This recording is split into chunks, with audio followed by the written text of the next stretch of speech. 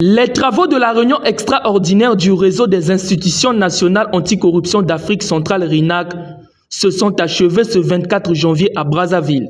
3 jours durant, les participants ont adopté quelques recommandations.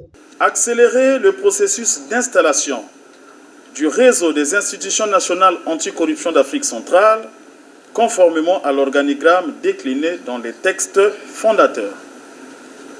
2. Dissocier le règlement intérieur du règlement financier pour en faire 2 documents distincts. 3. Adopter le montant annuel de la cotisation statutaire par une délibération du Conseil. Et enfin 4. Initier un projet de grille de rémunération à la validation du Conseil.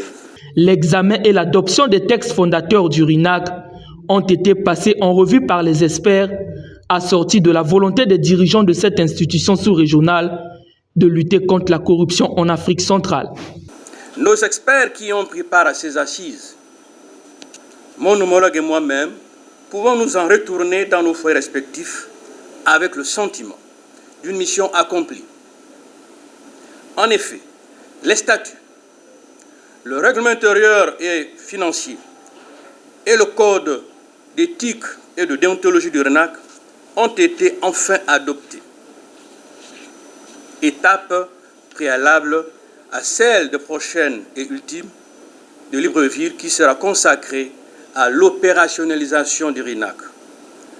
Au terme de cette réunion, permettez-moi de réitérer respectueusement mes remerciements, respectivement à l'endroit de hautes personnalités ici présentes, notamment l'autorité transitoire du RINAC et toutes les autres personnalités et experts qui ont bien voulu partager leur expérience et leur expertise grâce à leur participation active aux travaux au cours de ces 3 jours de travail ardu.